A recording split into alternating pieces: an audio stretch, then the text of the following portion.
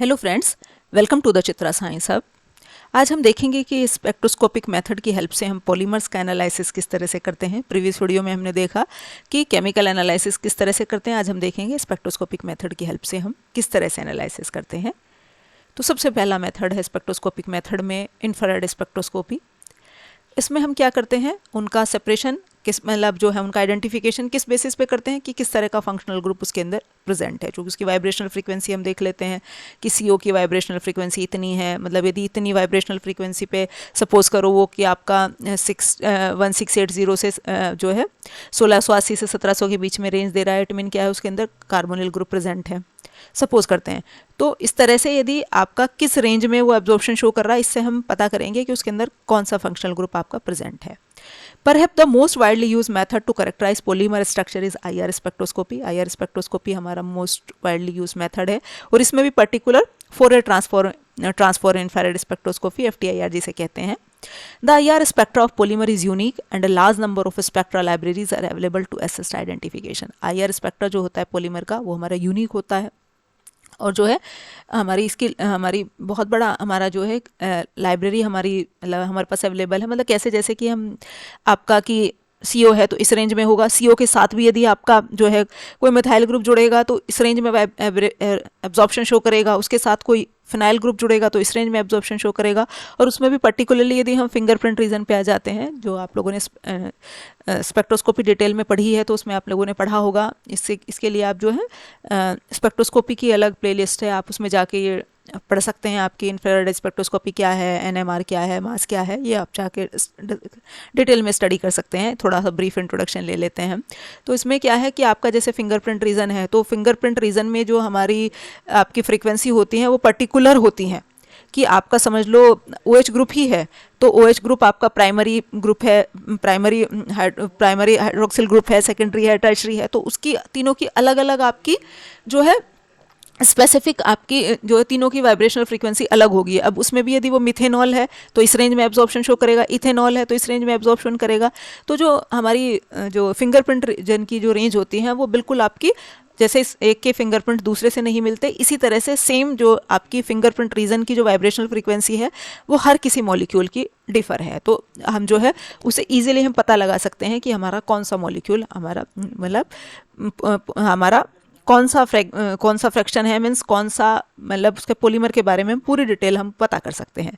Several atomic groups such as CH, CO, CH3 are readily identify by the presence of a single absorption band. एक single absorption band की help से हम easily पता कर सकते हैं कौन कौन से एटॉमिक ग्रुप उसके अंदर प्रेजेंट हैं। In a polymer, the infrared absorption spectrum is often surprisingly simple if one consider the large number of atoms involved. यदि बहुत सारे large number of atom भी इन्वॉल्व होते हैं तब भी हम देखते हैं कि infrared absorption spectrum उसका हमारा सिंपल ही है। क्यों है सिंपल? क्योंकि आपका जो पोलीमर बनते हैं वो आपके मोनोमर के रिपीटेड सीक्वेंस से बनते हैं। मीन्स क्या है कि कितना ही बड़ा है लेकिन मोनोमर तो सेम एक ही है। समझ लो पॉलीविनाइल क्लोराइड है तो मोनोमर तो उसके अंदर केवल विनाइल क्लोराइड है, तो हमें पता चल जाता है कि यदि उसके अंदर विनाइल क्लोराइड है तो आपका जो है जैसे Cl है तो इस Cl उसके साथ प्रेजेंट है तो इस रेंज में एब्जॉर्प्शन शो करेगा। तो इनका जो स्पेक्ट्रम होता है वो सिंपल होता है। बड़ा आपका स्ट्रक्चर बहुत सारे एटम इन्वॉल्व होने के बावजूद भी जो इनका स्ट्रक्चर है वो सिंपल होता है। This simplicity result first from the fact that many of the normal vibrations are almost the same frequency and therefore appear in the spectrum as one absorption band, and second the strict selection rule that prevent many of the vibration from causing absorption. इस simplicity का reason एक तो हमारा यही है कि जो आपका जो नॉर्मल वाइब्रेशंस हैं वो ऑलमोस्ट हमारी सेम फ्रीक्वेंसी पे आएंगी। सेम फ्रीक्वेंसी पे इसलिए आएंगी क्योंकि बार बार रिपीटेड सीक्वेंस में हमारा वो आपका जुड़ता जा रहा है। अब जो दूसरा मेथड है NMR spectroscopy. NMR spectroscopy is a very powerful technique for polymer characterization that can be used to determine tacticity, branching, structural defects such as occurrence of head-to-head placement of monomer in vinyl polymer, the sequence of copolymer unit in a copolymer chain. NMR spectroscopy की help से हमें बहुत सारी information उसके बारे में मिलती है कि उसका टेक्टिसिटी किस तरह की है। टेक्टिसिटी क्या है? मोनोमर्स का अरेंजमेंट किस तरह का है, आपका मतलब जो है साइड चेन का अरेंजमेंट किस तरह से है, कि वो रैंडम है, अल्टरनेट है आपका, या एक ही साइड है। तो उसकी टेक्टिसिटी के बारे में, मोनोमर्स का ओरिएंटेशन किस तरह का है पता चल जाता है। ब्रांचिंग किस तरह की है, आपका जो मोनोमर्स का प्लेसमेंट है वो हेड टू हेड है या हेड टू टेल प्लेसमेंट है। ये सब इन्फॉर्मेशन हमें जो है NMR स्पेक्ट्रोस्कोपी की हेल्प से इजीली मिल जाती है। The NMR technique utilizes the property of spin possessed by nuclei whose atomic number and mass number are not both even. जो NMR टेक्निक है ये हमारी बेसिकली किसके ऊपर डिपेंड करती है, आपकी जो न्यूक्लियाई की जो स्पिन होती है, मतलब बेसिकली क्या है, एंगुलर मोमेंटम के ऊपर आपकी ये एंगुलर मोमेंटम और उसके साथ एसोसिएटेड मैग्नेटिक मोमेंट, उसके ऊपर हमारी जो है एनएमआर की टेक्निक आपकी डिपेंड करती है, आपकी उसके ऊपर उसी प्रिंसिपल पे काम करती है एनएमआर टेक्निक जो है आपकी। तो एनएमआर स्पेक्ट्रोस्कोपी में, जैसे कि पहले भी आप लोगों ने स्पेक्ट्रोस्कोपी में पढ़ा होगा कि एनएमआर स्पेक्ट्रोस्कोपी की हेल्प से केवल हम उन्हीं न्यूक्लियाई का आइडेंटिफिकेशन कर सकते हैं जिनका या तो एटॉमिक नंबर ओड नंबर हो या आपका मास नंबर ओड नंबर हो या दोनों ओड हो। जैसे आपका C16 है तो आपका कार्बन है तो उसका एटॉमिक नंबर भी आपका इवन हो गया 6 और मास नंबर भी इवन हो गया 12, तो ये आपका एक्टिव नहीं होगा। तो इसी तरह से हम क्या करते हैं, आपका वो देखेंगे कि जिसका जैसे नाइट्रोजन है, नाइट्रोजन एक्टिव हो जाएगा क्योंकि N7 एटॉमिक नंबर 7 है, मास नंबर 14 है। तो चूंकि मास नंबर इवन है लेकिन जो एटॉमिक नंबर है ओड है, 7 है, तो एनएमआर स्पेक्ट्रोस्कोपी में केवल वही न्यूक्लियाई एक्टिव होंगे, वही न्यूक्लियाई आपका जो कि उनका ही स्पिन आपका एंगुलर मोमेंटम और जिसे कह लें हम मैग्नेटिक मोमेंट केवल उन्हीं का आएगा जिनके पास आपका क्या है, ओड एटॉमिक नंबर आपका है, तो मास नंबर ओड हो या एटॉमिक नंबर ओड हो, दोनों में से कोई एक चीज ओड होनी जरूरी है। यदि दोनों ही इवन है तब वो एनएमआर इनएक्टिव होगा। Such nuclei includes the isotopes of hydrogen. अब इस तरह के कौन कौन से न्यूक्लियाई हैं जो हमारे एनएमआर एक्टिव हैं, आपके हाइड्रोजन के आइसोटॉप्स या carbon C13, N15, O17, F19, ये सब न्यूक्लियाई जो हैं हमारे जो क्या है एनएमआर एक्टिव हैं। Application of a strong magnetic field to material containing such nuclei spreads the energy level of the two representing states with parallel spin and anti parallel. अब इस तरह के जो हमारे न्यूक्लियाई हैं जिनका एक चीज़ ओड है या एटॉमिक नंबर है या मास नंबर है, जो हमने लिए हुए हैं सबके सब वो हैं जिनके मास नंबर ओड हैं। तो इस तरह के मटेरियल को जब हम एक स्ट्रॉन्ग मैग्नेटिक फील्ड में रखते हैं तो उसका जो न्यूक्लियाई है उसके एनर्जी लेवल जो है दो में स्प्लिट हो जाते हैं, पैरेलल स्पिन में और एंटी पैरेलल स्पिन में, फील्ड में दो में हमारे स्प्लिट हो जाते हैं। अब उन दोनों एनर्जी लेवल का जो डिफरेंस है उससे हम इजीली क्या है आपका उसके बीच की एनर्जी हम पता कर सकते हैं। Transition between the states leads to absorption और इमिशन ऑफ एनर्जी। अब जो दोनों स्टेट्स के बीच की ट्रांजिशन है उसमें क्या होगा, या तो आपका क्या है एनर्जी का एब्जॉर्प्शन होगा या इमिशन होगा एनर्जी का। तो हम एनर्जी हम इजीली निकाल सकते हैं H न्यू नॉट, या जो हमारा किसके बराबर है 2 mu H not. Mu naught क्या है, फ्रीक्वेंसी कौन सी, चूंकि IR में जो NMR में जो मॉलिक्यूल हमारा एक्टिव होता है वो माइक्रोवेव की रेंज में होता है। तो म्यू नॉट क्या है, माइक्रोवेव रीजन की फ्रीक्वेंसी, म्यू क्या है मैग्नेटिक मोमेंट है, H नोट क्या है अप्लाइड मैग्नेटिक फील्ड, कितना मैग्नेटिक फील्ड हम लगा रहे हैं। तो हम इससे क्या है इजीली एनर्जी निकाल सकते हैं। अब दूसरी जो हमारा मेथड है वो है ESR या EPR। अब ESR में हमें पता है आपको कि वही मॉलिक्यूल होते हैं आपके एक्टिव जो फ्री रेडिकल के फॉर्म में होते हैं। इसमें केवल हम ESR में केवल फ्री रेडिकल का ही हम आइडेंटिफिकेशन कर सकते हैं। दूसरी मतलब इसका जो बेसिक प्रिंसिपल होता है वो आपका जो एक्सपेरिमेंटल टेक्निक है वो सेम एनएमआर के जैसे होती है। जैसे उसमें मैग्नेटिक फील्ड में आपका हम एक मैग्नेटिक फील्ड बाहर से देते हैं तो उसमें उसका एनर्जी लेवल आपके स्प्लिट अप होते हैं, न्यूक्लियर एनर्जी लेवल सेम जो आप एनएमआर और EPR का जो है आपका प्रिंसिपल बेसिक सेम होता है। बस बेसिक डिफरेंस क्या है कि एनएमआर के अंदर वही न्यूक्लियर एक्टिव होगा जिसका एटॉमिक या मास नंबर कोई एक ओड होगा, और ESR में कौन सा एक्टिव होगा, फ्री रेडिकल। फ्री रेडिकल को हम डिटरमाइन कर सकते हैं आपका ESR में। These species are uniquely characterise by their magnetic moment arising from the presence of unpaired electron. Unpaired electron होने की वजह से जो है कि आपका उनका मैग्नेटिक मोमेंट जो है हम इजीली करेक्टराइज कर सकते हैं। Measurement of a magnetic property of a material containing free radicals such as its magnetic susceptibility gives a concentration of free radicals, but the method lacks sensitivity and cannot reveal the structure of radicals। जो दूसरा method है हमारा magnetic susceptibility, इसकी help से भी हम concentration पता कर सकते हैं फ्री रेडिकल्स की, लेकिन इस मेथड से हम क्या है उसकी केवल कंसंट्रेशन पता कर सकते हैं, उसका स्ट्रक्चर रिवील नहीं कर सकते। स्ट्रक्चर जो हमें पता चलेगा वो ESR से पता चलेगा। इसलिए हमारे क्या है ESR जो है हमारी इंपॉर्टेंट टेक्निक है।